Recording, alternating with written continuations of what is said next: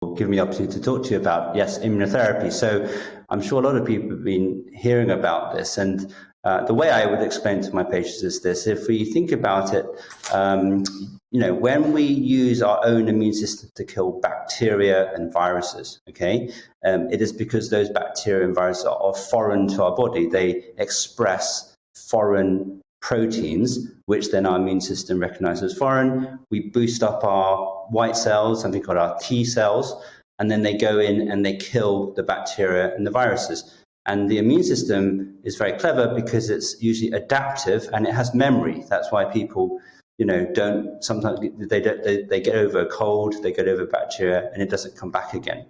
So if we now think about cancer cells, they are very foreign to the body as well, aren't they? They shouldn't be there. And cancer is essentially a genetic disease.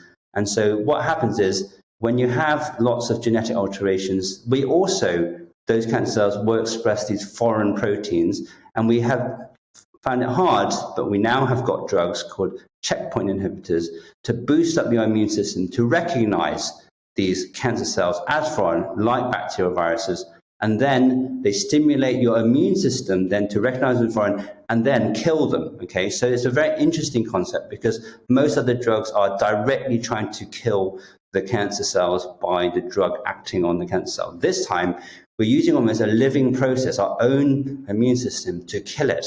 And that's why we're getting, in some patients, and this is where the personalized bit, not all, we get this amazing response where not only does it shrink the cancer down, it could even melt them away, okay? And they're durable. That means it can last for many years, okay? So it can last for 2, 3, 4, 5 years, even longer, even patients with advanced disease. Is that kind of a good explanation for you? So what if you've got, because from what you've heard, what I've listened to, what if you've got an autoimmune condition, so something where your immune system, because I thought cancer in a sense was that, what if you've got a hyperactive immune system and you use this, can this therapy work for you? Because if you've got a hyperactive immune system that is ultimately attacking your own cells and you have a cancer, then if you then boost the immune system, wouldn't it work in a counterproductive manner? So that's excellent. So in fact, the other way to say is that, of course, if you've already got an autoimmune disorder, those are benign disorders, which we all know about: asthma, rheumatoid arthritis, people with inflammatory bowel disease, autoimmune thyroid problems. So those are where your natural immune system, for some reason, is overactivated and is attacking your normal cells. So on one hand, okay, of course, we do not want patients when they are on immunotherapy, they could actually get these autoimmune effects. So you can get autoimmune thyroid disorders.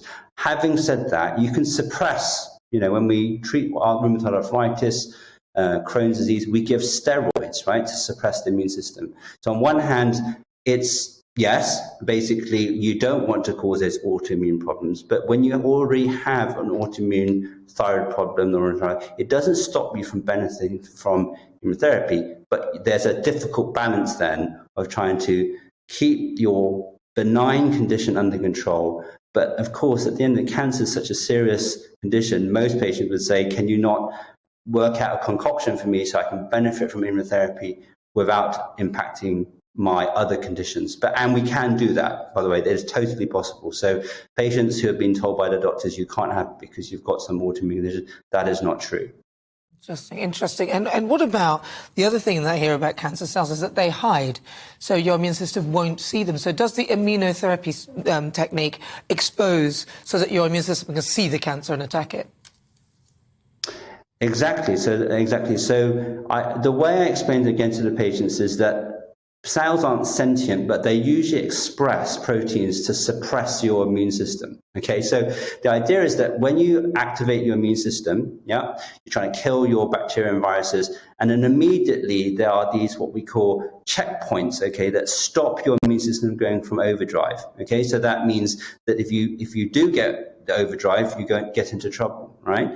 So the idea is that in some cancers, they are actually trying to do that. They are saying they're cloaking themselves because they are suppressing the activation of your immune system. So what we do is we use these antibodies, okay, to block those overactive signals. So it kind of uncloaks the cancer cell. So your normal, like a normal immune system can then recognize it. It says uncloaking, and off we go. Now you're uncloaked, now we can attack them. This sounds fascinating, and I'm so excited that this sort of treatment is hopefully going to be commonplace and the thing that will be used widely. Thank you so much for talking to us. That's Dr. Kai-Keen Shiu. He's a consultant medical oncologist.